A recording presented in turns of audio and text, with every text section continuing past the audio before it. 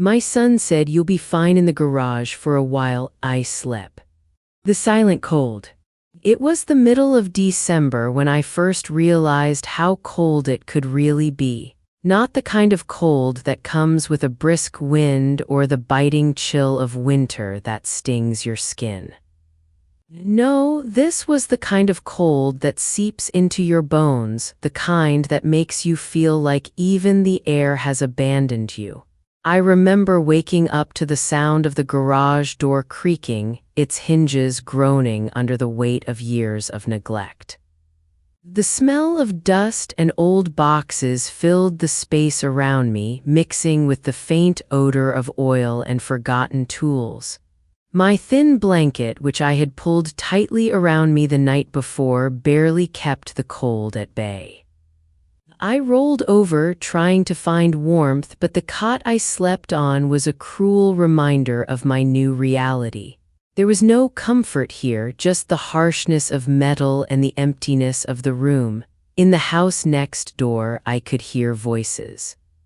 My son Michael's deep, tired voice and his wife Rachel's sharp, cutting tone. They were having breakfast, I assumed. Maybe they were discussing their day, maybe talking about anything at all. But what they were saying wasn't meant for me to hear. The wall between us, thin, frail, and untrustworthy, let in their words like a secret that I was never supposed to know. "You'll be fine in the garage for a while," Michael had said the night before, his voice strangely indifferent, as if it was nothing more than a temporary inconvenience. A test of endurance, as Rachel had called it, her words cold and cutting. I tried to remind myself that it was just for a short time, that they were just helping. I had agreed to it, after all, when they insisted that I stay with them after my stroke. The doctor said I couldn't live alone anymore.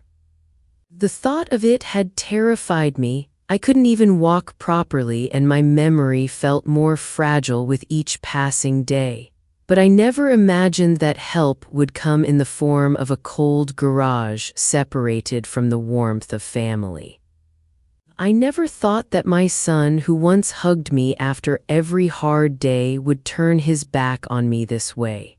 The garage felt like a prison, not a home, and yet here I was in the shadows trying to survive the silence they had put me in. I lay there, my thoughts swirling like the cold air around me. I thought about my life, about the years I spent as a court secretary, about the way I had walked into courtrooms, organized files, and helped ensure that justice was served. I had been strong once, I had mattered, but now, lying in that garage, I felt as though I was invisible, a ghost of the person I used to be. I closed my eyes, trying to push away the tears that threatened to fall. They weren't meant for this place, for this cold, barren room that had no soul. I had lived a full life, a meaningful life, I told myself. I had worked hard, loved deeply, and given everything I could to my family. But now I was left in a cold, dark corner, as if I were a burden they couldn't wait to discard. That first night in the garage had been the hardest. The cold had cut through me, deep and relentless. But there was something more than the cold that kept me awake. It was the silence, the loneliness, the realization that I had been forgotten. Forgotten by the very people I had given everything to. I had been a mother, a wife, a sister, a friend. I had built a life filled with love, but now it felt like I was no longer part of it. I wasn't even allowed a seat at the table. My life had become a distant memory, fading away in the darkness of the garage.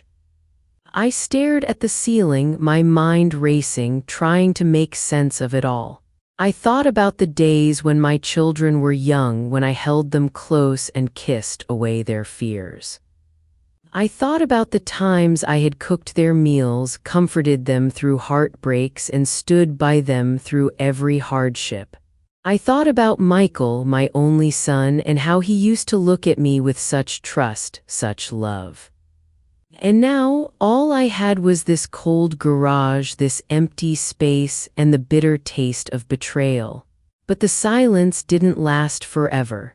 A few hours later, I heard the creak of the garage door as it opened and Michael's voice calling from the other side. "You okay, Mom?" he asked, his tone soft but reluctant, as if he wasn't quite sure what to say. He sounded tired, worn out, but he wasn't worried about me. He was worried about something else, something I couldn't quite place. I didn't answer right away. What was there to say? I was cold. I was lonely, but I didn't want to burden him with my pain.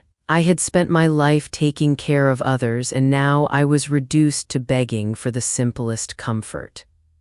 Finally, I nodded, my throat dry. "I'm fine," I whispered, though it felt like a lie. But I couldn't bring myself to tell him the truth. I couldn't bring myself to say how much it hurt, how deeply this cold had pierced me, not just in my body, but in my heart. He sighed and mumbled something about checking the breaker to get me a space heater. But the words didn't matter. The damage had already been done. I wasn't just cold, I was forgotten. As the door closed behind him, I heard Rachel's voice. Her words cut through the stillness, and I held my breath, hoping she wouldn't notice me listening. "If she freezes to death, we won't have to deal with power of attorney or property transfers," she said, her tone cold, almost indifferent. My heart sank and I wanted to scream, to shout that I was still here, that I was still a person. But I couldn't. I just lay there, staring at the ceiling, feeling the cold seep deeper into my bones. I wasn't just freezing from the temperature. I was freezing from the inside out, frozen by the realization that the people I had trusted the most were the ones who had turned away. I wanted to cry, but I didn't. I wanted to scream, but I didn't. Instead, I stayed still, pretending to sleep as my body trembled from the cold and my heart shattered in silence. A life unraveled. It has been 3 months since my stroke, and I still can't get used to it. I look at myself in the mirror sometimes, not sure who I'm looking at. The woman staring back at me isn't the same one who used to glide through courtrooms, hands steady, voice commanding. I used to be someone. A woman who walked with purpose, who had an identity grounded in the work she did. But now I feel like a stranger in my own skin, a version of myself that I hardly recognize. I've been living in Harrisburg with Michael and Rachel ever since the doctors said I shouldn't live alone. It wasn't just the stroke. The doctor said my memory was deteriorating too. I needed help with everything: grocery shopping, doctor's appointments, even my medications. But what they didn't say, what I didn't understand, was that the help would come with conditions. I thought it would be temporary, just a little bit of support until I could get back on my feet. But now it feels more like a sentence. A sentence I wasn't prepared to serve. Michael insisted that I move in with them after the stroke. He said it was for my own good, that he couldn't bear the thought of me living alone, struggling. Of course, I agreed. I didn't want to be a burden on anyone else, and I thought, maybe foolishly, that it would be nice to be close to family. After all, they were my son and daughter-in-law. We were supposed to take care of each other. But the reality has been much different. At first, I stayed in the guest room, feeling like I was part of the family again. But it didn't take long for me to feel the shift. The guest room soon became a storage space filled with things that didn't belong to me, and I was moved to the spare bedroom. It wasn't so much the space that bothered me. It was the distance that began to grow between me and them. Rachel always seemed to have a reason why I couldn't join them for meals or events. I would sit alone in that room, staring at the walls, the silence pressing in. I would hear their laughter coming from the kitchen, the clinking of silverware, the hum of conversation. And I would remind myself that this was what I wanted. I was lucky to have a roof over my head. But sometimes I felt like I was just in the way, a fixture in the house like the dusty old china cabinet in the corner, something that could be ignored if it didn't make any noise. And then came the garage. It was Michael's idea, of course. He said he needed the room for guests, and Rachel agreed. I was told that it would only be for a few weeks, just until they figured out some things. At first, I didn't question it. I thought it would be like staying at a cabin, isolated but peaceful. I packed up my few belongings, not expecting much, just happy to have a place to rest while I recovered. But the garage was far from peaceful.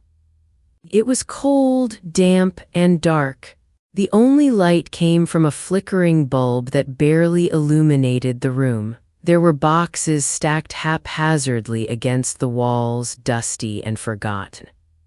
I tried to make the best of it, setting up my cot in the corner and folding my clothes neatly in the boxes, but it didn't take long for me to realize that this wasn't a temporary situation. This wasn't help. This was abandonment. Every morning, I would wake up to the sound of Michael and Rachel in the kitchen.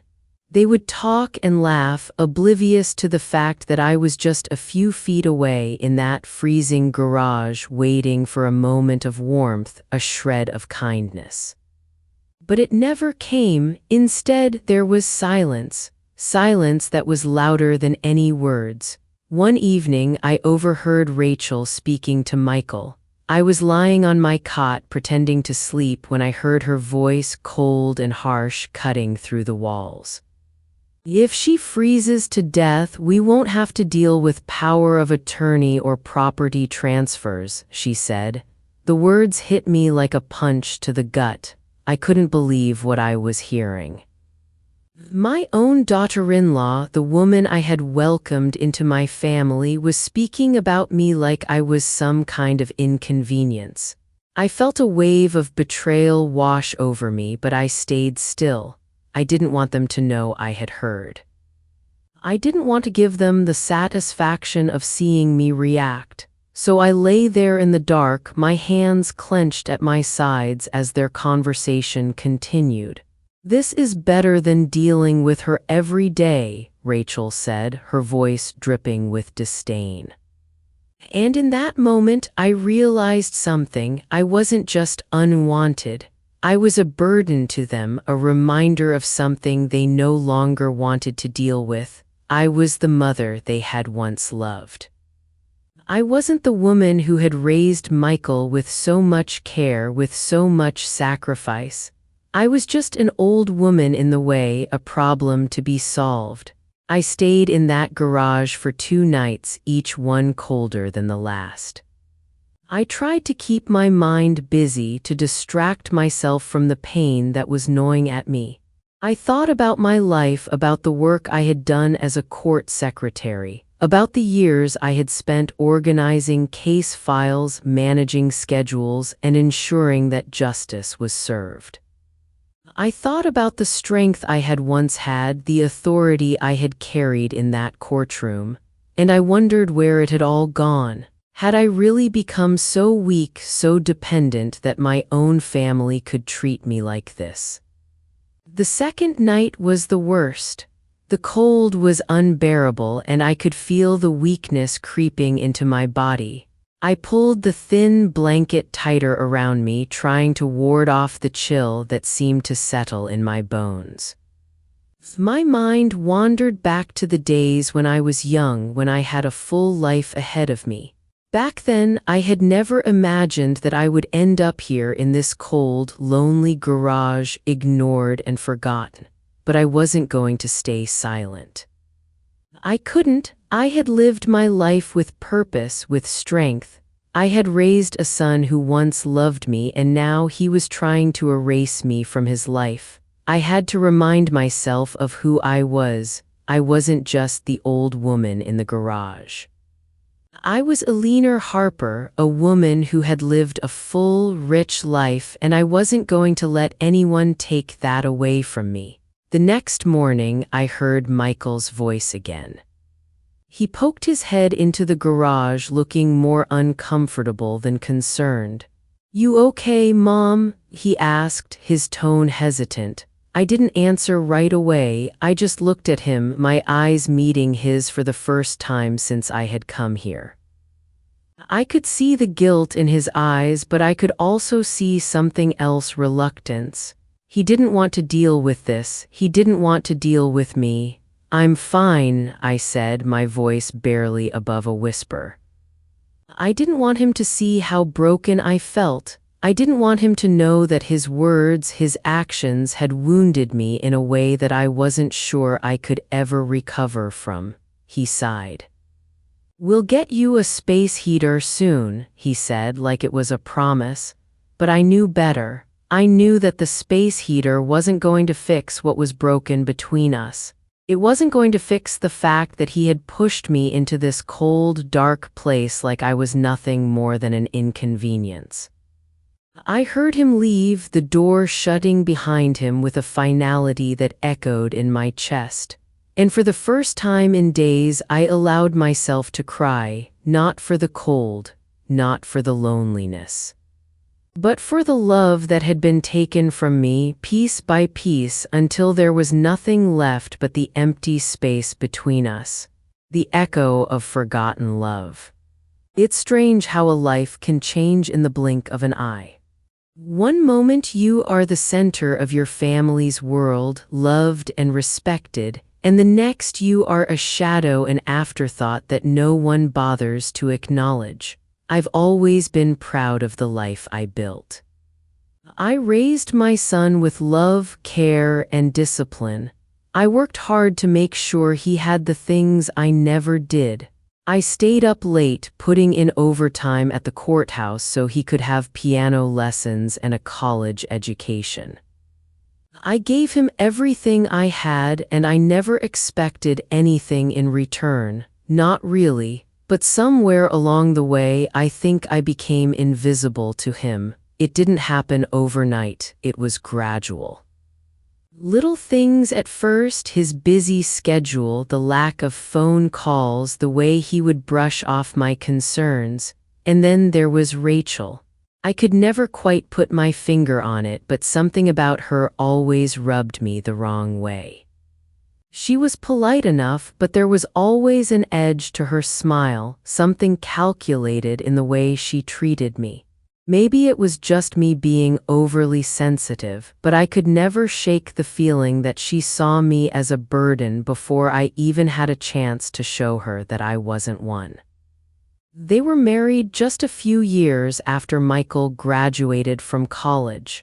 I remember the day he introduced her to me like it was yesterday. He was so excited, his eyes glowing with that youthful enthusiasm that only a mother can see in her child. He was proud, and I wanted to be proud too. I wanted to be happy for him, but I couldn't help but notice how quickly she slipped into their life, how quickly she became the center of his world. I didn't mind, at least not at first. They were building their life together, and I was happy for them. I didn't want to intrude, but over time it became clear that Rachel didn't share my enthusiasm for family. She didn't like me being around. And it wasn't just that she didn't want me in her space. It was that she wanted Michael's attention for herself, and she resented any attempt I made to still be involved in his life.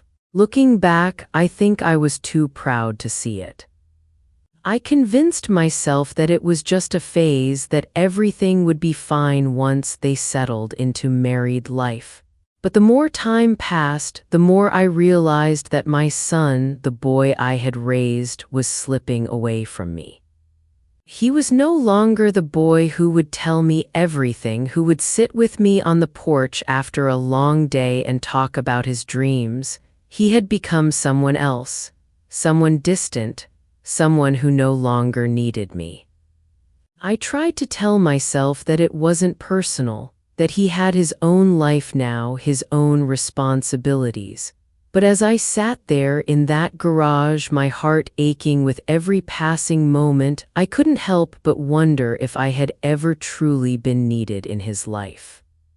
Had I just been the person who took care of the mundane tasks, the laundry, the meals, the errands, while he and Rachel built their world around each other? My thoughts were interrupted by the sound of the garage door creaking open.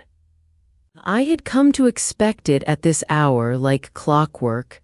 Michael would poke his head in to check on me, his face a mask of forced concern. He would ask if I was okay, but the words never felt genuine. His concern was always brief, like a transaction that he could mark off his list for the day. "You doing all right, Mom?" His voice echoed in the stillness of the garage. His eyes, tired and reluctant, avoided meeting mine. I nodded, not trusting my voice. There was so much I wanted to say, so many years of frustration and hurt that I had kept bottled up inside. But what good would it do now? What difference would it make if I told him how much it hurt to be treated like a stranger in my own family? He sighed and glanced around the room, his eyes landing on the small cot where I slept. "We'll get you a heater soon, okay?" He said, as if that would fix everything. I nodded again. I had stopped trying to argue. I had stopped trying to get him to understand. It wasn't about the heater. It wasn't about the cold. It was about the fact that I had been cast aside, reduced to something to be tolerated rather than cherished. I heard Rachel's voice in the distance. She was in the kitchen talking about something, her tone sharp and dismissive. Michael's eyes flicked toward the door, his face tightening as he heard her, too. He hesitated for a moment before turning back to me. "I'll check the breaker later, you'll be fine," he said, and without waiting for a response, he closed the door behind him. The silence returned, thick and heavy, as I sat there in the cold, my hands folded in my lap. I couldn't help but feel like I was fading away, like I was being erased from the life I had worked so hard to build. Michael had always been my greatest joy, my pride, and now here he was, a stranger to me, passing through my life without so much as a glance. I thought about the day he was born. I remember holding him in my arms for the first time, the overwhelming love I felt for this tiny little creature that I had brought into the world. I promised him that I would always be there for him, that I would protect him, guide him, and love him through everything life threw at us. And yet here I was, sitting alone in a cold garage, wondering when everything had gone wrong. When had he stopped needing me? When had I stopped being enough? The thoughts swirled in my mind as I lay there, staring at the ceiling. I could hear Rachel laughing in the kitchen, the sound of her voice ringing in my ears like a reminder of everything I had lost. In that moment, I realized something I hadn't wanted to admit before. I wasn't just living in the... Rachel, on the other hand, was a different story. She never came near the garage unless it was absolutely necessary.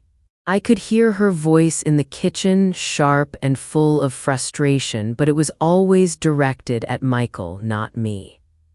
I had learned to keep my head down, to stay out of their way as if I were some sort of inconvenience.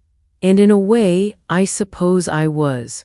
But that didn't stop the ache that settled in my chest every time I heard the two of them laughing together, living their lives as if I didn't exist. I had spent so many years taking care of everyone else. I had sacrificed so much for Michael, his college tuition, his piano lessons, the vacations I never took, the time I gave up to ensure he had everything he needed. But now it seemed as if I had become nothing more than a burden. I wasn't even allowed to share in their lives anymore. I was an afterthought, a lingering presence they didn't know how to deal with. The first real loss came when I tried to confront Michael about how I was feeling. I waited until I heard him leave for work one morning. I had spent the night wrapped in the thin blanket, my body aching from the cold, and I knew I couldn't take it anymore.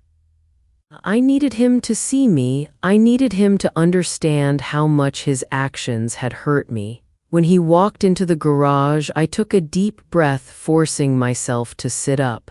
I had decided I would say something.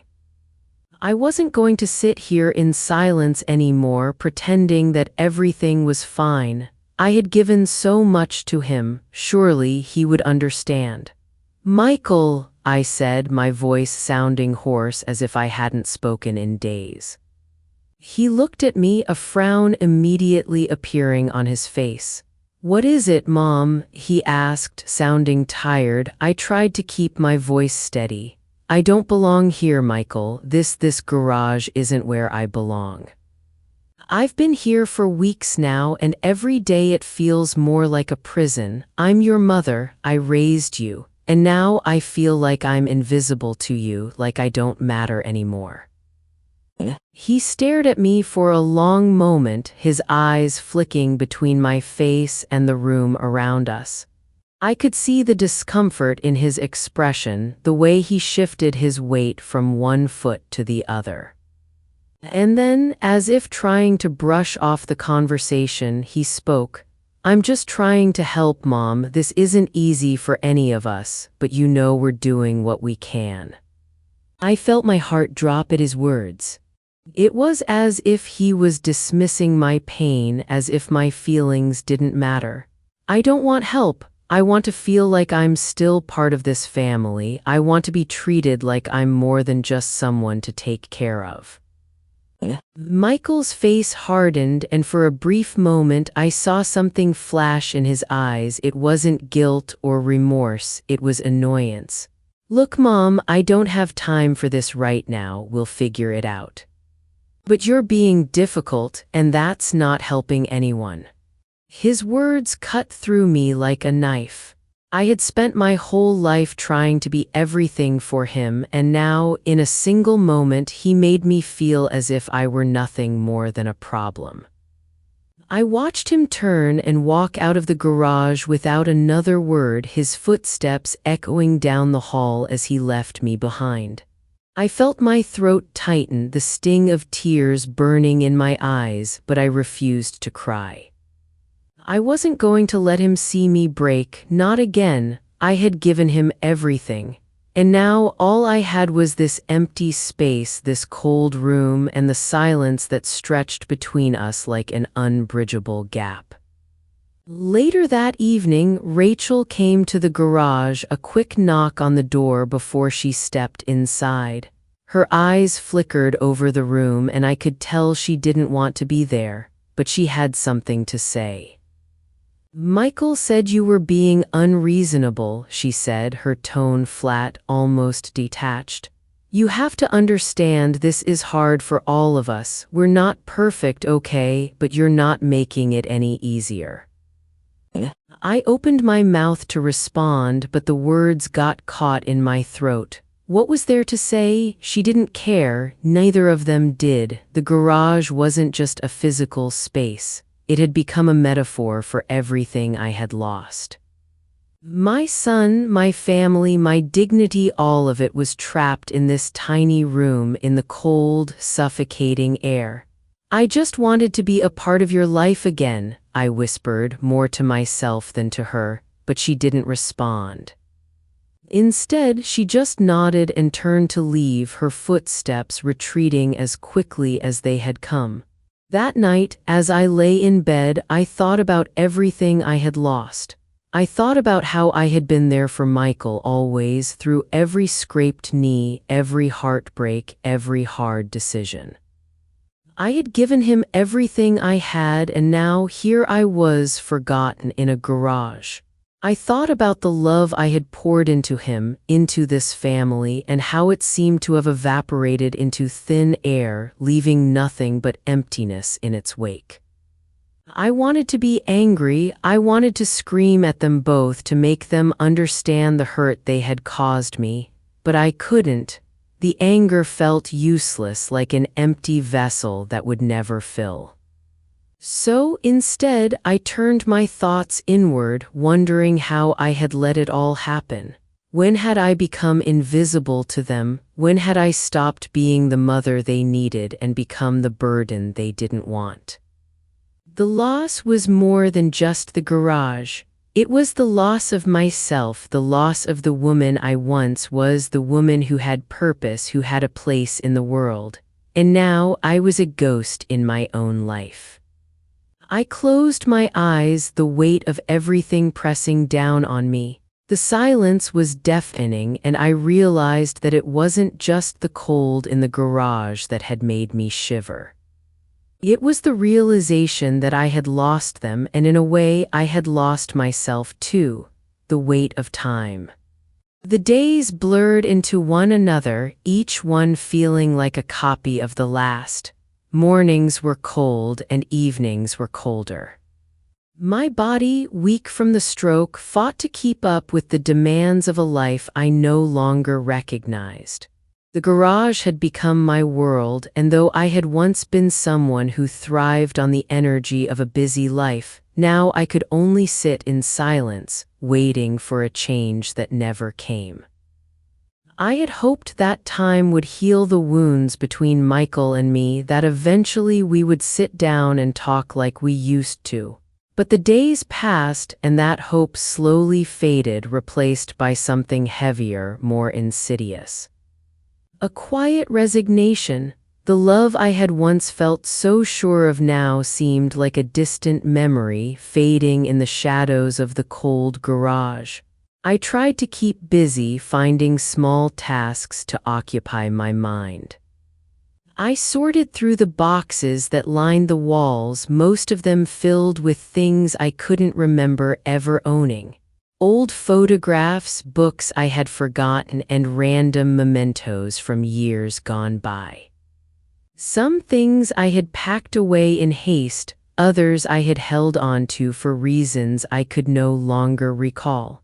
Every now and then I would come across a photo of Michael as a child, his face so full of promise, so full of love for me.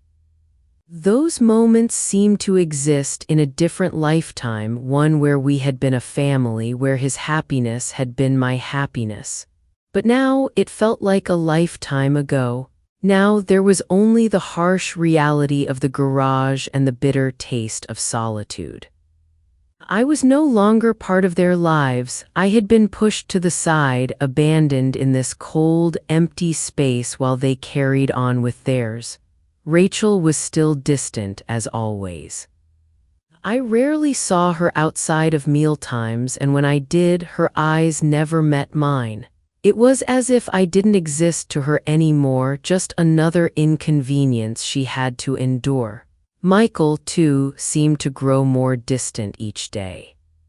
His visits to the garage were brief, and the conversations, when they happened, were shallow and strained.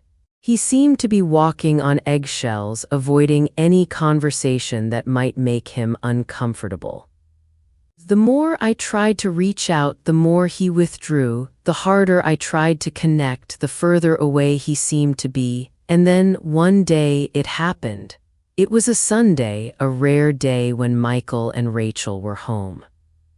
I had spent most of the morning in the garage trying to keep myself busy, trying to ignore the gnawing emptiness in my chest. The cold had settled in for the day, but I didn't mind. At least it was something I could control, something I could feel. Around noon, I heard the sound of footsteps on the front porch. I froze for a moment, wondering who it might be. Michael and Rachel hadn't come to check on me in a while, and I hadn't heard anyone else around. The footsteps grew louder, and I heard the door open and close. I didn't want to get up, didn't want to leave the warm cocoon of the garage. But something made me stand.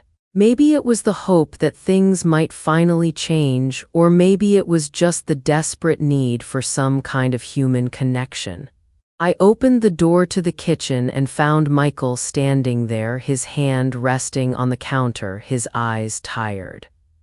Rachel was sitting at the table, flipping through a magazine, not even looking up. The air in the room was thick with tension, but I didn't know why. I could feel it, though. It had been building for days, weeks, maybe even longer. I took a deep breath, trying to steady my nerves. I wasn't sure if this was the moment to confront them, to finally speak my truth, or if I should just stay silent like I had been doing for so long. But I couldn't help it. The words spilled out before I could stop them. "Michael, Rachel," I began, my voice steady but quiet. "I need to talk to you." They both looked up at me, their eyes flicking between each other, a flash of something crossing their faces. But they didn't say anything, just waited. It was as if they had been expecting this moment, and yet they weren't ready for it. "I can't keep living like this," I said, my voice gaining strength with each word. "I can't keep pretending that everything is fine when it's not. You've pushed me to the side, Michael. You've shut me out, and it's hurting me. I don't want to be a burden to you, but I need to be treated like I matter. Like I'm still a part of this family." There was a long silence, and I could feel the weight of the moment settling over us. Michael's eyes flickered briefly to Rachel, who was now staring at me with a cold, unreadable expression. She didn't say a word, but the way her body tensed made it clear that she wasn't happy about this conversation. Michael sighed, his face drawn in exhaustion, and for a moment I thought he might say something that would make all this pain go away. But instead he spoke quietly, his voice almost distant. "Mom, this is hard for us too. We're doing the best we can." I felt my chest tighten at his words, the best they could. They had pushed me into the garage, cut me off from the family, and now they were telling me that this was the best they could do. I didn't know what to say, so I just stood there, my heart breaking all over again. I had tried so hard to be strong, to keep things together, but it felt like everything I had worked for, everything I had given, had been forgotten. I wasn't asking for a lot. I wasn't asking to be treated like I was a queen. I just wanted to be treated like a person, like a mother, like a human being who had spent her whole life caring for others. "I'm not asking for perfection," I said, my voice trembling with emotion. "I just want to be a part of this family again. I want to feel like I belong." Michael didn't respond right away. He just stared at me, his eyes clouded with something I couldn't quite place. And then Rachel, who had been silent the whole time, stood up abruptly and walked out of the room without saying a word. The door slammed behind her, leaving me standing there with Michael, who still hadn't said anything. And in that moment, I realized something. Maybe it wasn't just about me. Maybe it wasn't just about them treating me better or loving me more. Maybe this was a lesson in letting go, in accepting that sometimes the people we love don't know how to love us back in the way we need. I didn't want to let go, I didn't want to accept it, but I had to. The weight of time, the weight of all those years spent caring for others was finally catching up to me. I had spent so much time giving that I had forgotten how to take, forgotten how to ask for what I needed, and now it felt like it was too late. I turned and walked back into the garage, closing the door behind me with a soft click. The cold was still there, waiting for me, but it didn't feel as suffocating anymore. I wasn't sure what the future held, but for the first time in a long while, I didn't feel as if I were disappearing into the shadows. I felt maybe for the first time that I could find a way to stand in the light again. Part 6, A Whisper in the Dark. The days following that conversation were marked by a kind of eerie stillness. Michael continued to come by the garage now and then, but there was no longer any warmth in his visits. He would check on me, ask if I needed anything, and leave almost as quickly as he arrived. Rachel was more distant than ever, her coldness like a wall I couldn't break through. It was as if the divide between us had only grown wider since I had spoken my truth, and no amount of time or effort could bridge that gap. I spent my days in the garage trying to fill the hours with anything that might distract me from the emptiness gnawing at my insides. I sorted through old papers, cleaned out boxes, and found memories that only deepened the pain. Sometimes I would hear their laughter from the house. It was strange how something so simple, so innocent, could feel like a betrayal. I would close my eyes and wish just for a moment that things were different. But wishing only brought more pain. It reminded me of how far we had come from the life I had once known. One evening, as the sun began to dip behind the trees, I decided to take a walk. I had never been one to stay idle for too long, and though my body was still recovering from the stroke, I felt an overwhelming need to stretch my legs to remind myself that I was still capable of moving, of living. I slipped on my coat and stepped outside, the crisp autumn air biting at my skin. As I walked through the yard, I found myself drawn to the old oak tree that stood at the edge of the property. It had been there for as long as I could remember, a silent sentinel that had witnessed the passing of time. I stood beneath its branches for a moment, my hands wrapped tightly around my coat as I stared at the tree's gnarled bark, the leaves swirling around my feet. This tree had seen so much of my life, so many happy moments, so many tears, and now it seemed like a symbol of the things I had lost. I closed my eyes for a moment, letting the cool breeze wash over me, and then I heard it. A soft, familiar voice as if carried on the wind. It was a voice I had not heard in years, but it was unmistakable. It was Michael's voice, faint and distant, but clear enough to make my heart race. I froze, straining to hear. At first, I thought it was just my imagination, some trick of the wind. But then the voice came again, this time louder, more distinct. "Mom, are you out here?" I turned around, my heart pounding in my chest. Standing at the edge of the yard was Michael, looking almost hesitant as he watched me. His face was drawn, his eyes filled with a mix of concern and uncertainty. It was the first time in weeks that I had seen him look at me like this, as if he was truly seeing me for the first time in a long while. "I thought I'd come find you," he said, his voice quieter now. I've been thinking about what you said." I didn't know how to respond. My heart was conflicted, torn between the years of love and the hurt that had built up between us. Part of me wanted to reach out to him, to forgive him for the pain he had caused, while another part of me wanted to demand answers for everything that had happened. "I'm sorry, Mom," he continued, his voice breaking slightly. "I didn't realize how much I've been avoiding you. I didn't mean to push you away. It's just, I've been struggling too, with everything, with Rachel, with life." I wanted to say something, anything, but the words caught in my throat. It was like a dam had been built up inside me, holding back all the things I had wanted to say to him for so long.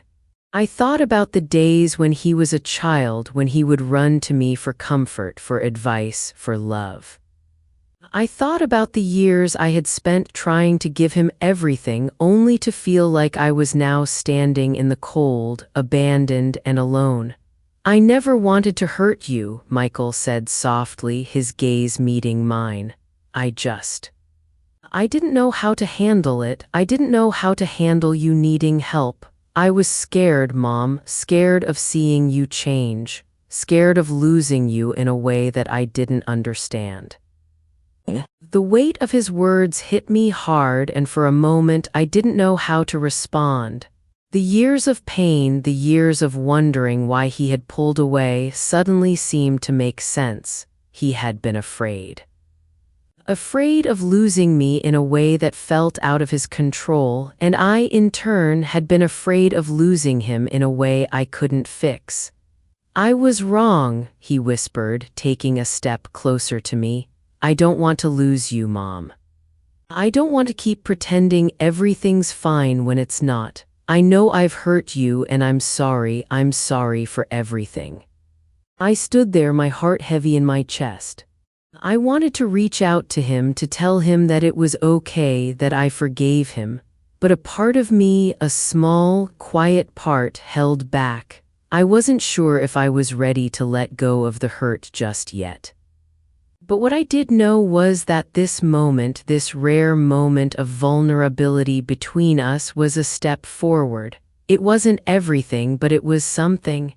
"I'm still here, Michael," I said, my voice soft but steady. "I may not be the same as I was before, but I'm still here." He nodded, his eyes searching mine as if trying to understand what I meant. And for the first time in months, I saw a glimmer of the son I had once known, the son who had looked at me with love, with trust. It wasn't everything I needed, but it was enough for now. "I'll do better, Mom," he said quietly, his voice filled with resolve. "I'll make it right." As he turned to leave, I felt a strange sense of peace settle over me. The silence between us had been broken, and though the road ahead would be long and uncertain, I no longer felt like I was walking it alone. For the first time in a long while, I felt like there was hope. Maybe not for everything, but for us. Maybe, just maybe, we could find our way back to each other, awakening. It's strange how a single moment can change everything. How one conversation, one moment of honesty can shatter the walls that have been built up over years, and suddenly you see things with a clarity you didn't have before. That evening, after Michael left, I stood outside for a long time, letting the cool air fill my lungs, grounding myself in the silence of the world around me. I had been so consumed by the weight of everything, the hurt, the loneliness, the loss, that I hadn't noticed how much I was holding on to the past, to the idea of who I thought we were, to the memories of what our family had been. And I realized something. The past wasn't going to heal me. The past wasn't going to change. The only thing I could control was now, and maybe, just maybe, I spent the next few days in a strange state of quiet introspection. I found myself returning to the things I used to enjoy before life became a whirlwind of taking care of others. Little things like reading a book, or sitting in the sun and listening to the birds, or even cooking a simple meal for myself. The old habits came back slowly, like the rustle of leaves in autumn, gently reminding me that I was still here. That I could still enjoy life, even if it wasn't the life I had imagined for myself. One afternoon, as I sat in the small yard behind the garage, I noticed a yellow butterfly fluttering around the flowers. It was a fleeting thing, its wings a blur of color as it moved from one bloom to the next. It reminded me of something my mother used to say: life is like a butterfly, fleeting but beautiful. I hadn't thought of that in years, and it struck me suddenly, the truth in those words. My life too was fleeting, we all are, but that didn't mean I couldn't make it beautiful even if the circumstances weren't ideal. That night after dinner, I sat in the kitchen alone, my hands wrapped around a warm mug of tea. The silence in the house was no longer uncomfortable. It felt like a kind of peace that I hadn't known for a long time. I had come to accept that Michael and Rachel were in their own place in their own struggle. I wasn't the one who could fix that, but I could fix myself. I could take back the parts of me I had let go, and then there was the phone call. It was a number I didn't recognize, but something in me made me answer. It was my niece, Angela. "Aunt Alina, how are you doing?" Her voice was bright, full of the kindness I had been missing from so many others. "I'm managing," I replied, my voice steady, but there was something in it that felt lighter than it had in months. "How are you, sweetheart?" I'm good," she said. "I just wanted to check in on you. I heard from Mom that you and Michael talked. How did it go?" It felt strange to speak to Angela about everything, but there was a warmth in her voice that made me want to share, made me want to let someone else in. It was good, actually, I said, surprising myself. "We talked. He apologized for how things have been. I don't know what's going to happen, but I think we're taking steps. It's not perfect, but it's something." There was a brief pause on the other end. "That's good, Aunt Alina, that's really good to hear." It was strange how hearing her voice made everything feel a little more hopeful, like the cloud that had been hanging over me was finally starting to lift.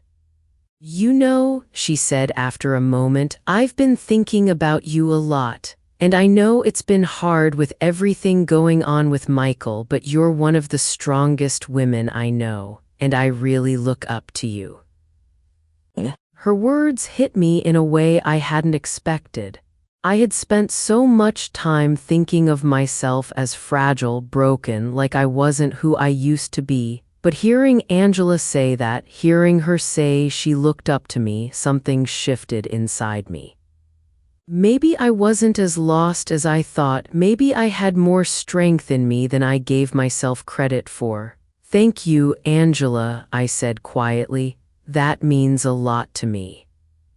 We talked for a little while longer about everything and nothing until the conversation drifted naturally to a close. As I hung up the phone, I felt a strange sense of peace wash over me. I hadn't realized just how much I had needed to hear someone say that I mattered, that I was still strong, that I was still me. I sat back in the chair, the soft hum of the house around me, and allowed myself to feel something I hadn't let myself feel in a long time: hope. The kind of hope that doesn't come from external validation or fixing relationships. The kind of hope that comes from within, from remembering who you are and knowing that even in the darkest of times, there is still light. I knew that the journey with Michael wasn't over, that there were still many things to work through, but I also knew that I had taken the first step. I had spoken my truth, I had stood up for myself, and that was enough for now. The garage didn't feel as cold anymore. It wasn't the place I had been banished to, it was simply a place where I could begin again.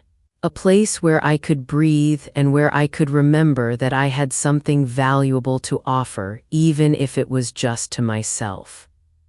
As I turned off the lights and settled into bed that night, I closed my eyes with a sense of quiet confidence. I wasn't sure what tomorrow would bring, but for the first time in a long while, I felt ready to face it. And that in itself was a kind of victory. The search for answers. The next few days felt different, lighter somehow, as if a small but important shift had occurred within me. Michael's brief but sincere conversation had opened a door I thought was permanently shut, but now I wasn't sure where it would lead. I couldn't shake the feeling that something needed to change, not just with my relationship with him, but with myself. The last few months had been full of silence and avoidance, but now I could feel the quiet stirring of something more, hope perhaps, or maybe it was just the simple truth that I was tired of being stuck. One morning, after finishing my breakfast, I found myself standing in front of the old family photos hanging in the kitchen.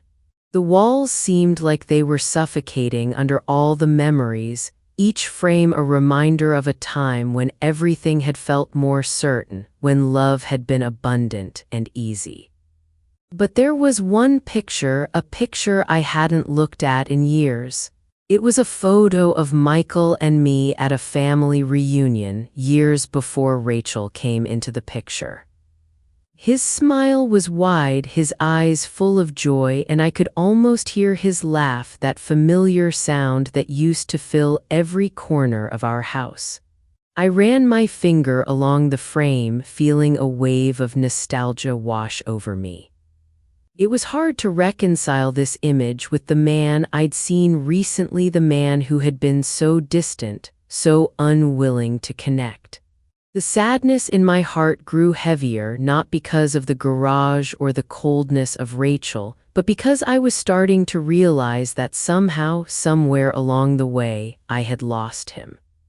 Not just my son, but the relationship we once had. I had been so focused on how hurt I was, on how abandoned I felt, that I hadn't stopped to think about the pain he might be carrying. I hadn't considered how hard it might be for him to watch me struggle. For all my years of raising him, maybe I had never really seen him, the man he had become.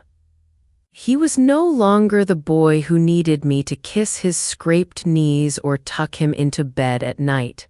He had grown into someone with his own battles, his own fears, his own vulnerabilities. I needed to know what happened. What had changed between us? What had I missed? The question lingered in my mind all day, refusing to leave me. I knew I needed answers, not just from Michael, but from myself. I needed to understand why things had become this way. But how do you begin a search for something you've never truly acknowledged? That evening, after dinner, I decided to take a walk. The air was crisp and the sky was clear, stars twinkling in the distance like tiny beacons. I wandered through the neighborhood, not really with any destination in mind, but just trying to clear my head. The sound of my footsteps echoed on the pavement, the only sound in the quiet night. As I walked, my thoughts turned inward. I thought about the years I had spent being everything to everyone else. I had always been the strong one, the reliable one, but somewhere along the way I had stopped being the one who mattered. I had become a caretaker, a provider, and in doing so I had lost sight of myself. I had forgotten what it meant to take care of me. I thought about Michael and Rachel, too. I thought about how they had their own lives now, how they were building something together while I was left to pick up the pieces of a life that had slowly disintegrated without me even realizing it. But as much as I longed for things to go back to the way they were, I knew deep down that I couldn't keep holding onto the past.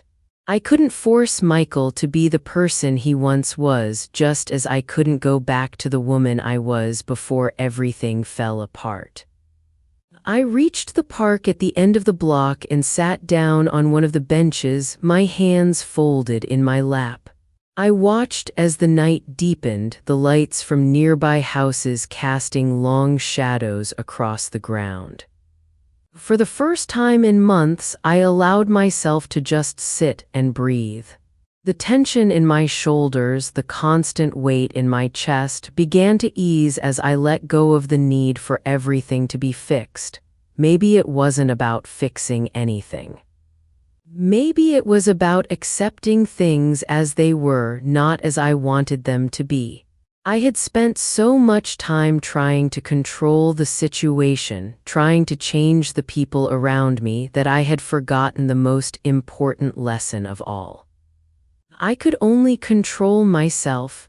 A deep breath escaped me as I stood up from the bench, the cool air filling my lungs, and I began to walk back home.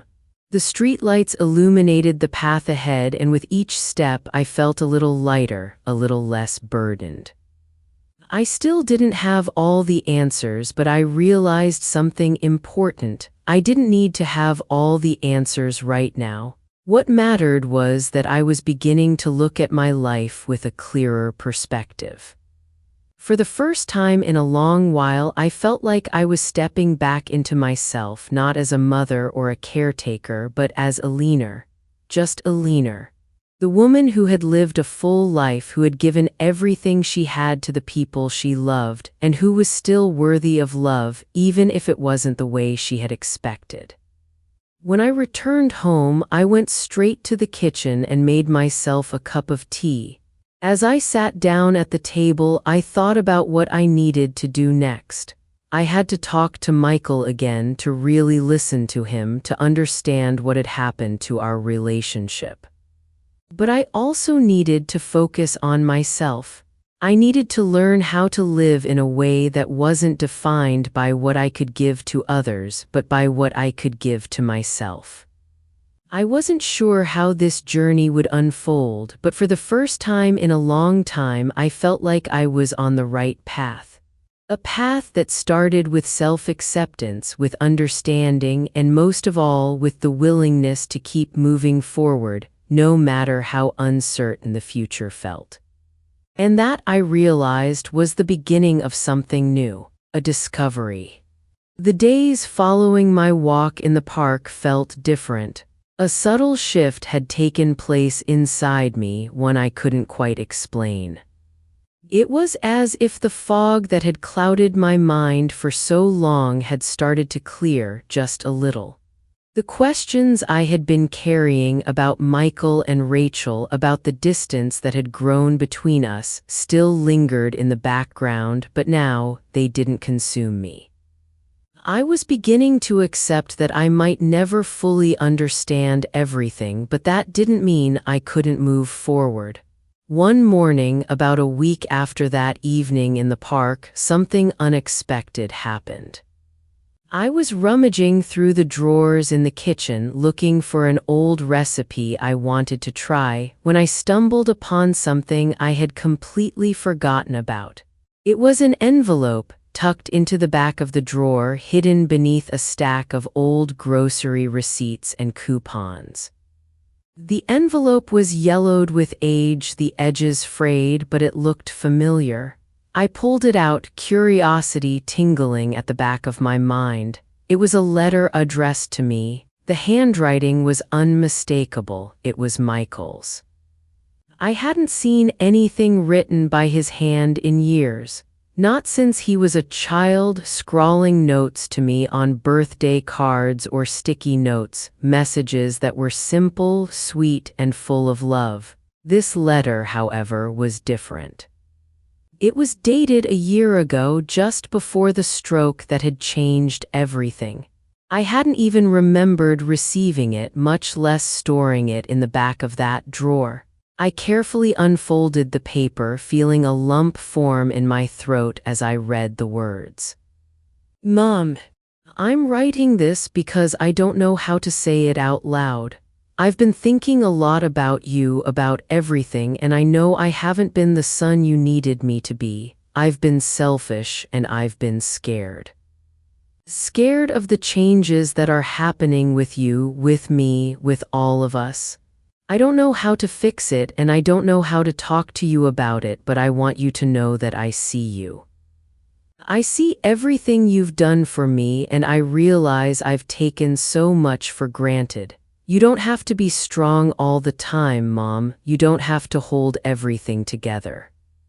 I don't want you to feel like you have to hide your feelings just to keep everything in place. I'm here, I just don't always know how to help. I love you, Michael. The letter was short and it wasn't perfect, but it hit me harder than anything had in months. It was a raw, honest admission from my son, a side of him I hadn't seen in so long.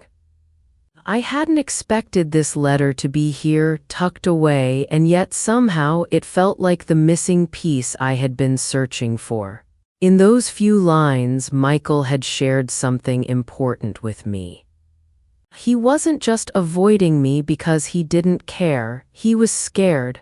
Scared of the changes I had gone through, scared of losing me in ways he didn't know how to handle. As I sat at the kitchen table, the letter in my hands, I realized just how much we had both been hiding from each other.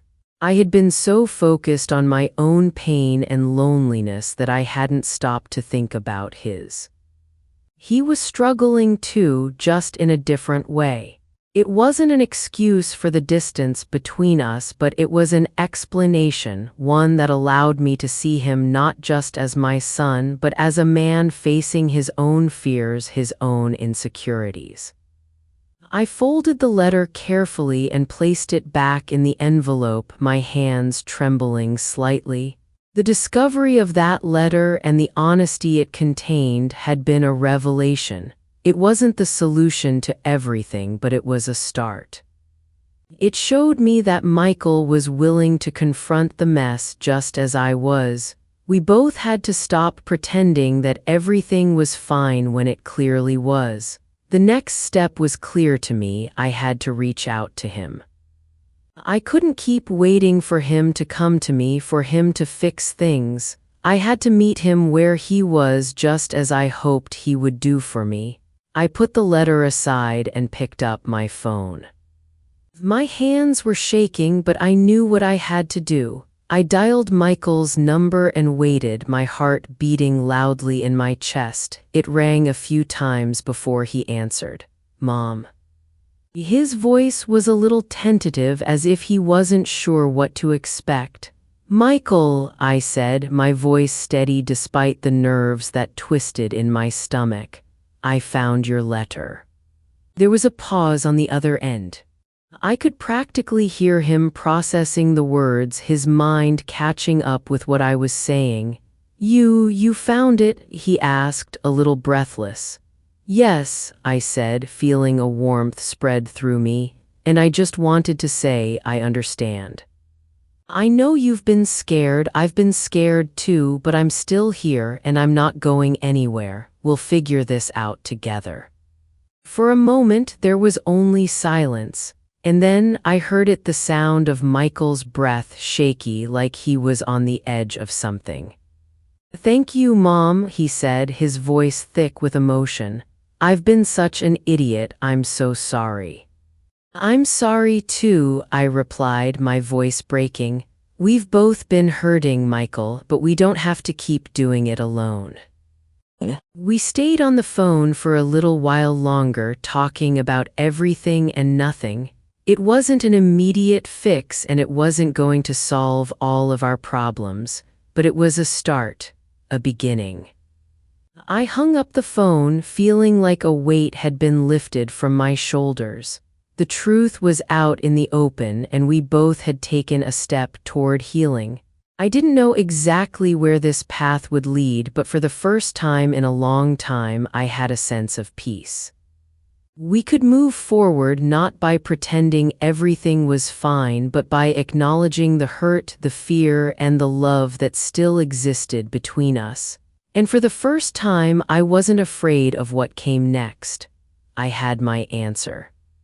A revelation. The next few days passed in a blur, a mixture of quiet reflection and tentative steps forward. Michael and I hadn't talked much since our phone call, but things had shifted. There was a softness between us now, a mutual understanding that hadn't been there before. I could tell that he was trying, really trying to bridge the gap between us, and in return I was trying too. Trying to let go of the hurt, trying to let him back in, even when part of me still wanted to hold on to the bitterness that had taken root over the past few months. Rachel, on the other hand, hadn't been as receptive.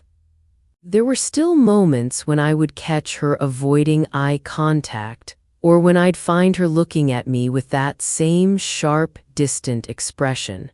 I knew that change wasn't going to happen overnight, but I couldn't deny the knot of discomfort that remained whenever she was around.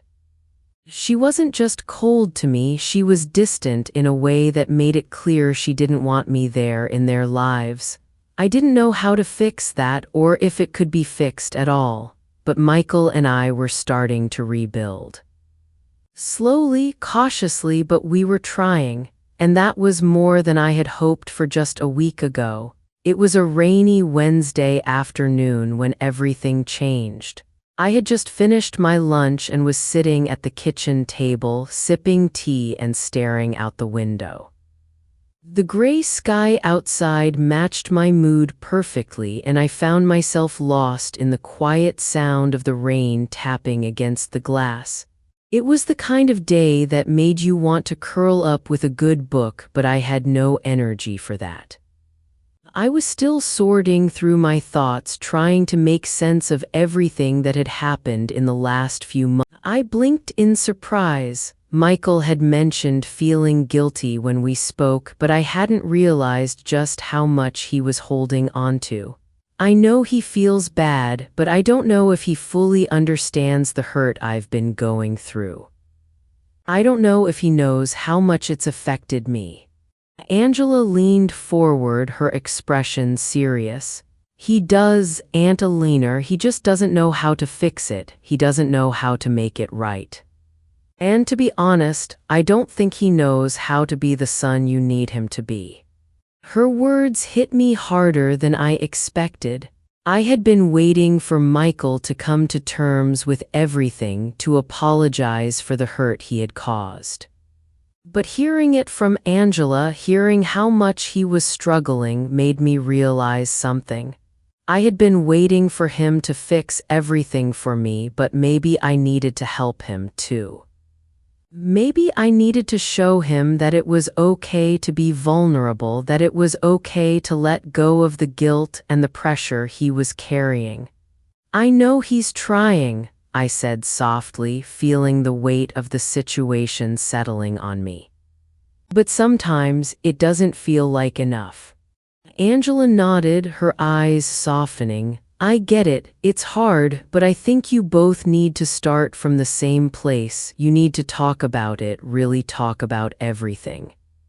Not just the surface stuff, but the pain, the frustration, the fear. He's afraid, Aunt Eleanor. He's afraid of losing you, of not being enough for you, of not being able to be the son you deserve. Her words hung in the air between us, and I found myself reflecting on everything that had happened. The hurt, the silence, the loneliness, it was all so complicated, tangled in layers of emotion. But Angela was right. Michael and I hadn't truly talked about everything. We had only scratched the surface, never going deeper, never really confronting the heart of what was breaking between us. I don't want to lose him either, I whispered, more to myself than to Angela. But I don't know how to fix this. I don't know if I'm strong enough to carry this weight anymore. Angela reached across the table, her hand resting gently on mine. You don't have to carry it alone, Aunt Eleanor, you have me, and I think Michael needs you too, more than he knows. Her words were a balm for my bruised heart, and for the first time in a long while I felt something stir within me. Hope maybe, or perhaps just the recognition that I wasn't alone in this.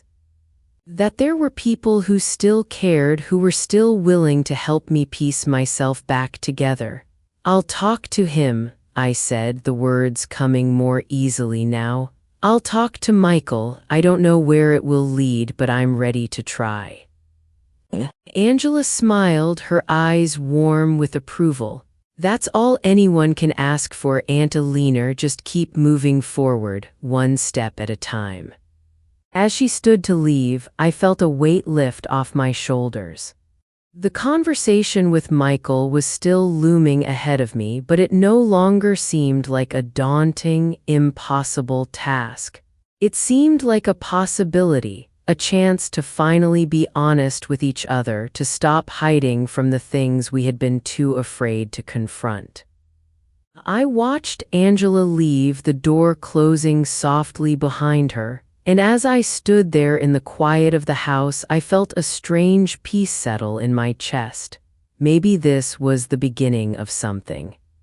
Maybe the road to healing would be long, but it was a road I was willing to walk. For the first time in months, I felt like I had a direction, a purpose, and that, I realized, was enough to keep me going. The aftermath. The conversation with Angela stayed with me long after she left. Her words had struck something deep inside me, and I felt both lighter and heavier at the same time. Lighter because I had finally seen through the layers of silence and fear that had kept me in the dark for so long. But heavier because I realized that in order for things to truly change, I had to face what I had been avoiding for months. I couldn't keep waiting for Michael to come to me to fix everything. I had to meet him halfway, and that meant being honest with him in a way I hadn't been before. It wasn't an easy decision. The walls I had built around myself were tall and strong, the result of years of hurt and disappointment. I had convinced myself that the distance between Michael and me was insurmountable, that the gap between us was too wide to ever cross. But Angela had shown me that it wasn't about fixing the past. It was about moving forward together and acknowledging the hurt that had been buried for far too long. The next few days were a mixture of nerves and anticipation. I found myself pacing around the house, unsure of how to approach Michael when the time came. I thought about everything I wanted to say, rehearsing the words in my mind, trying to find the right balance between honesty and compassion. I wanted him to understand my pain, to know how deeply I had been hurt by his silence, by the way he had distanced himself from me. But I also wanted him to know that I wasn't angry. I wasn't looking for revenge or for him to make up for everything that had happened. I just wanted him to see me, to hear me, and to know that I was still here, still willing to fight for our relationship. On the fourth day after Angela's visit, Michael called. His voice on the other end of the line sounded tentative, almost nervous. "Mom, can we talk?" he asked, his words quiet but heavy with meaning. "Of course," I replied, my heart racing in my chest. "I've been waiting for you to say that." We agreed to meet in the park, a neutral place where we could talk without the weight of the house hanging over us. When I arrived, I saw him standing by the bench, his hands stuffed in his pockets, looking uncomfortable and lost. For a moment, he seemed like the same young boy I used to know, the one who would sit on the porch with me, talking about everything and nothing. But now, he was a man who had carried the weight of his own fears and mistakes. I walked toward him slowly, my heart pounding in my chest. The wind was picking up, rustling the leaves in the trees, but the cold didn't bother me as much as it used to. As I got closer, I saw his face tired, worn, and full of regret. He looked up as I approached, his eyes softening when they met mine. "Hi, Mom," he said quietly, his voice thick with emotion. "I've been thinking a lot about what you said." I nodded, sitting down on the bench beside him. The air between us was heavy with unsaid words, but I knew it was time to speak them.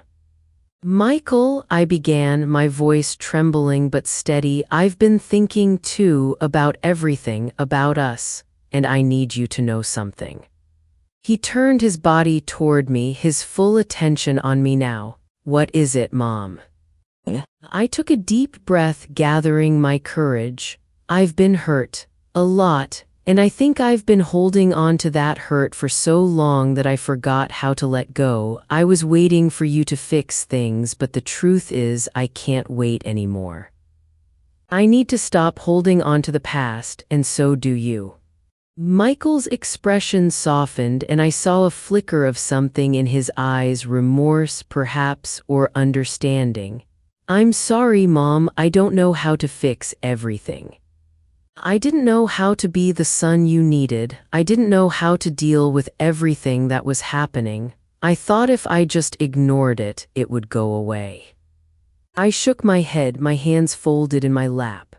"I know you didn't mean to hurt me, Michael. I know you were just trying to protect yourself. But in doing that, you pushed me away. You made me feel like I didn't matter." The silence that followed was thick with emotion.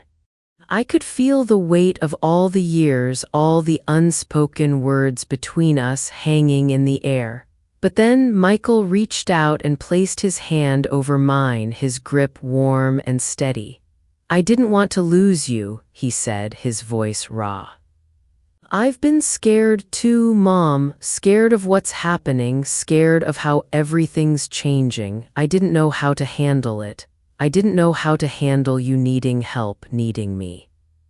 I thought if I could just keep everything together, everything would be okay. But I see now that I was wrong. I see now that I've been shutting you out, and I'm sorry. I've been selfish." Tears welled up in my eyes, but I held them back. This wasn't about tears anymore. It was about the two of us finally facing the truth together. "I know you're scared," I said softly, my voice thick. "But you're not alone in this, Michael. I'm still here. I'll always be here." We sat there for a long while, just the two of us, letting the silence settle between us. It wasn't uncomfortable, though. It was the kind of silence that was filled with understanding, with the acknowledgement that we had both been lost but were finally finding our way back to each other. When we finally stood up to leave, Michael put his arm around my shoulders, and for the first time in months, I didn't feel the weight of everything pressing down on me. I felt lighter, as though the first real step toward healing had finally been taken. The road ahead wouldn't be easy. We still had a long way to go, but in that moment, I knew that things were different. We had finally started to break through the walls we had both built, and that was more than I could have hoped for.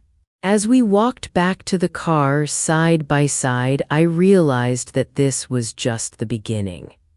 The beginning of a new chapter for us both, one that wasn't defined by the hurt or the mistakes of the past, but by the hope of what could still be, and that, I thought, was something worth fighting for. The final goodbye. The days following our conversation in the park felt like a slow, gentle healing. Michael and I were still finding our way, but the heavy weight that had been between us for so long had started to lift. It wasn't instant, and it wasn't perfect, but it was real. We were learning to communicate again, learning to listen to each other in ways we hadn't before. There were still moments of silence, moments where the past would creep up on us and make things difficult, but for the first time in a long while, I felt hopeful about the future. But as much as things were beginning to change between Michael and me, there was still something looming over me, something I hadn't fully acknowledged until now. It was the realization that I needed to let go of the past completely. Not just with Michael, but with the life I had known before, the life I had held onto for so long. One evening, I sat in the living room, the soft glow of the lamp casting shadows across the room. It was a quiet night, the kind where the world seemed to slow down and everything felt still. I had spent most of the day sorting through more old boxes, things I had never gotten around to dealing with after the stroke. There were papers, photographs, old letters. Most of it was meaningless now, just remnants of a time that no longer existed. And then I found it. the box I had been avoiding. It had sat in the corner of the garage for months, untouched and forgotten. I had known what was inside. It was filled with the things I hadn't been able to part with, the things that still held the most meaning to me. The small things that in their own way had defined my life. I opened the box slowly, my hands trembling. Inside were pieces of the past, photographs of my wedding day, old birthday cards from Michael when he was a child, souvenirs from trips I had taken with Charles. Charles, the name alone made my heart ache in a way I couldn't put into words. He had been my partner, my everything, and his absence still felt like an open wound, one I wasn't sure I could ever heal. I pulled out a small photograph, one I had almost forgotten about. It was a picture of Charles and me taken on a summer afternoon, laughing together in the backyard. We were so young then, full of life and promise. We had a future ahead of us, a future we thought we could control. But that future was taken from us too soon, and I had never truly let go of it. As I looked at the photo, I realized something. I had been holding onto Charles in a way that wasn't healthy. I had been keeping him alive in my memories, frozen in time, because I couldn't bear to let go of what we had, but I needed to. I needed to let go of the past, not because I didn't love him, but because I couldn't continue to live in the shadow of a life that was no longer mine. With a deep breath, I gently placed the photo back in the box and closed the lid. It wasn't easy, but it was time to say goodbye to that part of my life, to the woman I had been before everything changed. I wasn't erasing the past, but I was learning how to move forward without being defined by it. I stood up and walked over to the window, looking out at the darkened sky. The rain had stopped and the air was fresh with the scent of wet earth. I felt a quiet peace settle over me, like the world was gently nudging me to move forward. I didn't know what the future held, but for the first time in a long time, I was ready to find out. The next morning, I made a decision. It was time for me to move out of Michael and Rachel's house. It wasn't that I didn't love them or want to stay close to them, but I needed my own space, my own life. I needed to create a new chapter for myself, one that didn't involve living in the shadow of everything that had come before. I knew it wouldn't be easy. The road ahead was still uncertain, but I was no longer afraid of it.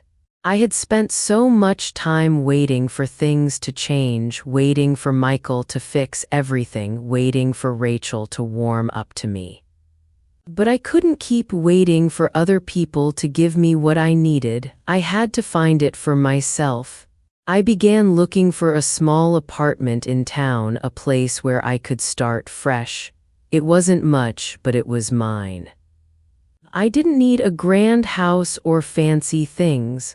I just needed a space where I could breathe, where I could finally stop being the person who was constantly apologizing, constantly shrinking to fit into the lives of others. The move wasn't easy and it wasn't without its challenges, but it was the right thing to do. I was finally taking control of my life again. For the first time in a long while, I felt like I was truly living, not just existing. The day I left Michael and Rachel's house, I felt a strange mix of sadness and relief. I would miss them, of course. I would miss the moments we had shared, the memories we had built. But I knew that this was a necessary step in my healing. I had to learn how to stand on my own, to build a life for myself, one that wasn't defined by the role I played in someone else's world. As I locked the door behind me, I took a deep breath and walked toward my new beginning. I didn't know what the future would bring, but I was no longer afraid of it.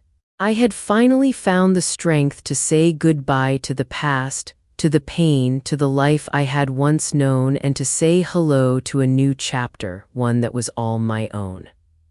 A quiet moment. The days after I moved into my new apartment were both overwhelming and peaceful. The place was small, nothing fancy, but it was mine.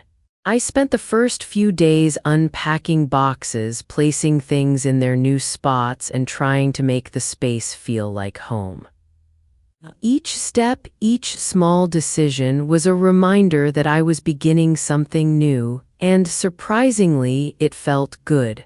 I had spent so much of my life defining myself by what I did for others, my role as a mother, a wife, a caretaker. It was all I knew, but now here I was, standing on my own, not as anyone's mother or caretaker, but as a leaner, just a leaner. The quiet was something I had to get used to. There were no more sounds of Michael's footsteps through the house, no more chatter from the kitchen, no more reminders of the life I had shared with them. The stillness in my new apartment felt both foreign and comforting. The first night I slept there, I woke up a few times, unsure where I was at first, disoriented by the lack of familiar sounds. But by the second night, I slept more soundly, the silence no longer a reminder of loneliness, but of the peace I was finding in my own space. One afternoon, I sat by the window, sipping a cup of tea and watching the world go by. The sun had just begun to set, casting a soft golden light over the street outside. I could hear the distant sounds of cars passing, the hum of life moving around me. It was a small, quiet neighborhood and the kind of peace I had longed for in the chaos of the past few years. I thought about Michael, about the conversation we had in the park and how much it had changed things between us. It hadn't solved everything, but it had opened a door I thought was permanently closed. There was still work to do, still pain to heal, but there was also something new between us, an understanding, a willingness to try again. It wasn't perfect, but it was real. I had been avoiding reaching out to Rachel. The distance between us still felt raw, and I wasn't sure how to bridge that gap. But as I sat there, alone in my new space, I realized that I couldn't keep avoiding it forever. We had to talk. I wasn't sure what I would say, but I knew I couldn't let things fester. I needed to find some resolution, not for her or for Michael, but for me. The next morning, I sat at the kitchen table, staring at my phone. My fingers hovered over the screen as I debated whether to call her. It was strange, this feeling of uncertainty, like I was stepping into unfamiliar territory. But I had already started this journey of change, and I couldn't turn back now. I dialed her number, my heart pounding in my chest. It rang once, twice, and then she picked up. "Hello," Rachel's voice was familiar but distant, as it always was when I called. I could hear the guarded tone in her voice, the one she always used with me, like she was preparing herself for something she wasn't ready to deal with. "Hi, Rachel," I said, trying to keep my voice steady. "It's me, Eleanor." There was a long pause, and for a moment I wondered if she was going to hang up on me, but then she spoke. "Is everything okay?" she asked, her tone softer now, though still cautious. "I'm doing okay," I replied. "I just wanted to check in with you. I've been thinking a lot about everything about us." The silence on the other end was heavy.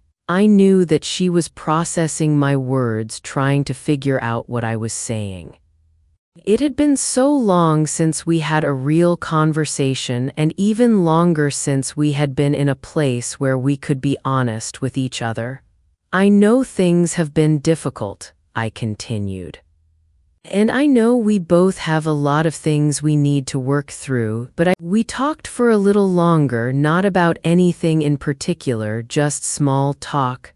But it felt like a shift, a small but significant change in the way we were relating to each other. It wasn't a resolution, not yet, but it was a start. A willingness to move forward even if we didn't know exactly what that would look like. After I hung up, I sat in the quiet of my new apartment, feeling a sense of peace settle over me. It wasn't the kind of peace that came from everything being perfect. It was the peace that came from knowing I had taken a step forward, from knowing that I was willing to face the difficult things, the things I had been avoiding. And in that moment, I felt a flicker of hope, a hope that maybe, just maybe, I wasn't as lost as I had once thought. The journey wasn't over, it was far from over. But for the first time in a long time, I felt like I was on the right path, and that was enough for now, the beginning of change. The days began to take on a rhythm after my conversation with Rachel. It wasn't a perfect rhythm, but it was a start. I spent my mornings settling into my new life, establishing little routines that made me feel grounded. There was something soothing about the simplicity of it all, the quiet of my apartment, the soft sound of the kettle boiling, the slow pace of the world outside. I had spent so much time trying to keep up with everything, trying to fix things, that I had forgotten what it felt like to just breathe. As the weeks passed, I found myself focusing on the things that brought me peace. I started cooking again, simple meals, nothing fancy. I didn't need anything extravagant, I just needed the comfort of doing something familiar, something that made me feel connected to myself. I also took long walks in the park, breathing in the fresh air and enjoying the freedom of being outside, away from the tension that had filled my previous home. I had also reached out to some old friends, people I hadn't spoken to in years. Some of them were surprised to hear from me, but we quickly fell back into the easy camaraderie we had shared in the past. It felt good to reconnect with them, to remember that I was more than just a mother or a wife. I was a leaner, a woman who had her own history, her own story, one that wasn't tied to the people around her. Michael, too, had been making an effort. He called me every few days, checking in, asking how I was doing. Our conversations were still a bit awkward, but there was a sincerity in his voice now that hadn't been there before. He was trying, and that meant the world to me. I could hear the uncertainty in his words sometimes, the fear of saying the wrong thing, but I understood. We were both learning how to navigate this new dynamic between us. Rachel and I hadn't spoken much since our phone call, but I could tell that there was a shift, however small. The walls between us hadn't completely come down, but they were starting to crack. I didn't expect everything to change overnight, but I wasn't giving up hope that one day we could get back to a place of understanding, a place where we could both be honest with each other without fear of judgment. One Saturday afternoon, I was in the middle of a quiet day, sorting through some old photo albums when the doorbell rang. I wasn't expecting anyone, and I hesitated for a moment before getting up to answer. As I opened the door, I found Rachel standing there, her posture stiff but her expression softer than I had seen it in a long time. "Hi," she said, her voice tentative but calm. "Can we talk?" I wasn't sure what to expect. Part of me wanted to close the door and retreat back into the safety of my own space, but another part of me knew that this was a step we needed to take. I had been waiting for her to come to me, just as Michael had come to me, but now here she was, standing on my doorstep. "Of course," I replied, stepping aside to let her in. We sat in the living room, the silence between us thick with unspoken words. Rachel looked around the room, her eyes lingering on the simple furniture, the soft lighting, the quiet calm that filled the space. I could tell she was taking it all in, the changes that had taken place not just in the apartment but in me. "I've been thinking a lot," she said after a moment, her voice quieter now, "about everything. About what you said when we talked on the phone." I nodded, waiting for her to continue. I wasn't sure what to expect, but I had a feeling that this wasn't going to be a conversation about fixing everything. It was about something deeper, something we had both avoided for too long. "I'm sorry," she said, her words coming out slower, almost hesitantly. "I've been so distant and I haven't made it easy for you.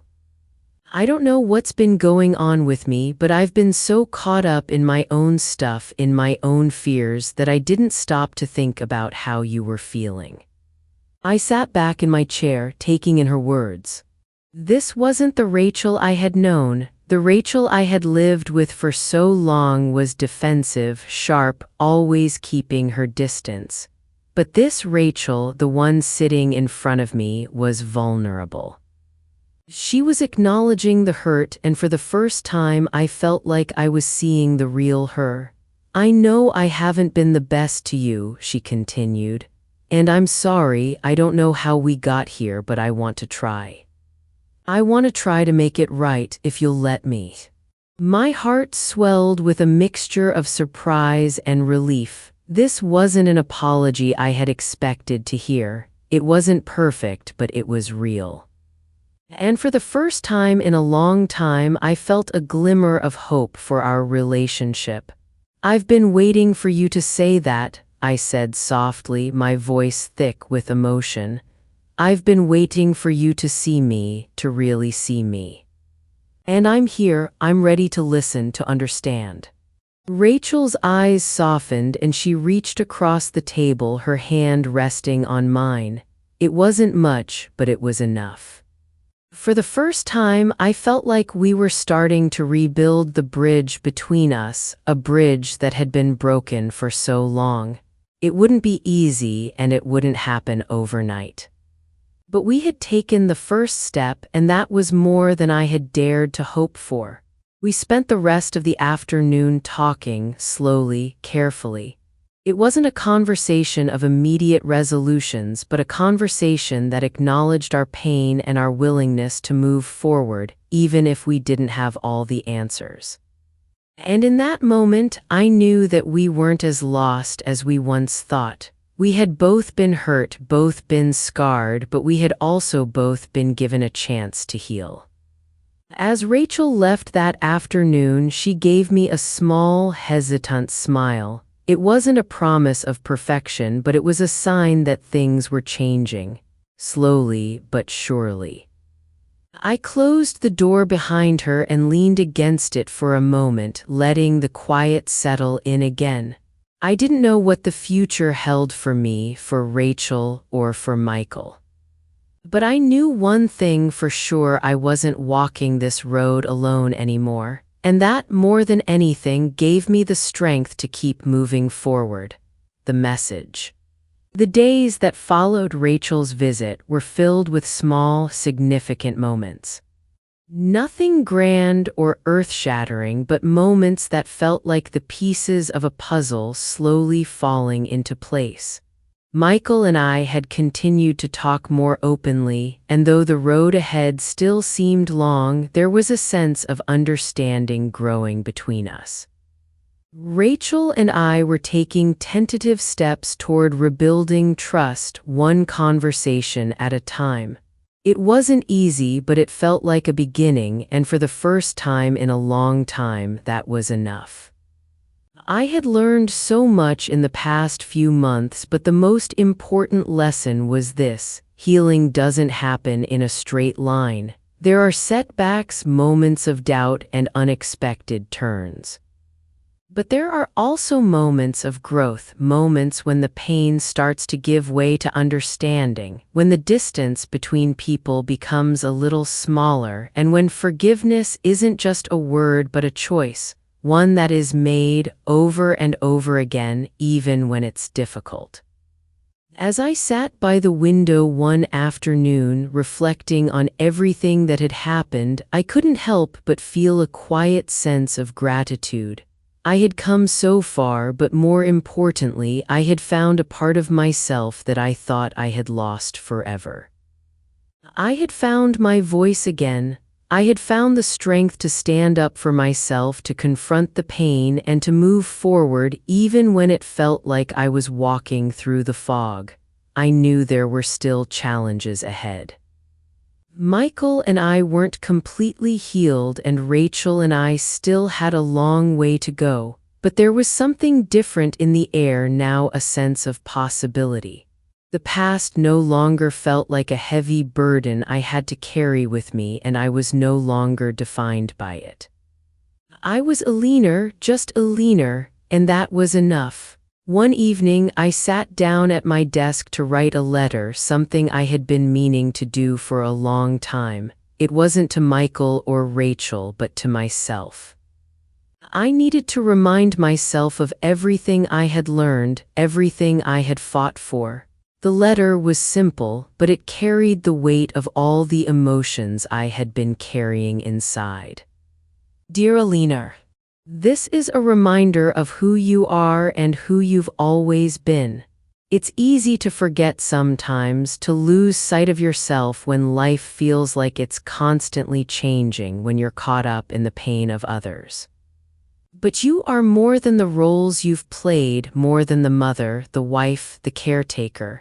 You are a leaner, a woman who has endured, who has loved and been loved, who has given everything and asked for nothing in return. You are strong even when you don't feel like it. You are worthy of love, of respect, and of peace. You've come so far, and there is still more ahead. The road isn't easy, and you will have moments of doubt, but you are not alone. You have a family who loves you, and you have yourself. You are enough just as you are. Remember that always, with love. Alina. I folded the letter and placed it in a drawer, a small gesture, but one that felt important. It was a reminder to myself that no matter what happened in the future, I had the power to shape my own life, to choose my own path. I wasn't going to let the past define me any longer. I wasn't going to be held captive by old wounds or old hurts. I was going to keep moving forward, one step at a time, with my head held high and my heart open. The next morning, I walked into the kitchen, and for the first time in weeks, I felt a lightness in my chest. The weight of everything I had been carrying seemed to have lifted, not because the problems had disappeared, but because I had finally started to let go. I wasn't looking for perfection anymore. I was looking for progress, for growth, for peace. As I sat down at the table, a small smile tugged at my lips. It wasn't a smile of triumph, but of acceptance. I had made it through the hardest part, the part where I had to face my own fears, my own pain, and confront the truth about myself and my relationships. And I was still here. For the first time in a long time, I felt ready for whatever came next. And maybe that was all I needed to feel ready. Ready to continue rebuilding, to keep working on the relationships that mattered, and to make space for the love and peace I deserved. The past no longer controlled me. I was free, and that freedom felt like the beginning of something beautiful. A new chapter, one that was still unfolding, but one that I was no longer afraid to embrace. Because sometimes the most important thing we can do is step into the unknown, not knowing exactly where it will take us, but trusting that we're ready for it. And for the first time in a long time, I knew I was ready. The journey of self-discovery and healing is often not a linear path. Life brings challenges, pain, and loss, and it's easy to fall into the trap of thinking that we need to fix everything or everyone around us in order to find peace. However, true growth comes from within. It's about recognizing the value of our own voice and perspective and learning how to stand firm in our truth. At times, we may feel distant from the people we love, but healing starts when we stop waiting for others to change and instead focus on ourselves, on letting go of past hurts and embracing who we are in the present moment. Growth requires us to be vulnerable, to confront the fear of change, and to move forward with faith even when the way ahead is uncertain. Ultimately, we are responsible for our own peace. It's about choosing to let go of the weight of past mistakes, taking small steps toward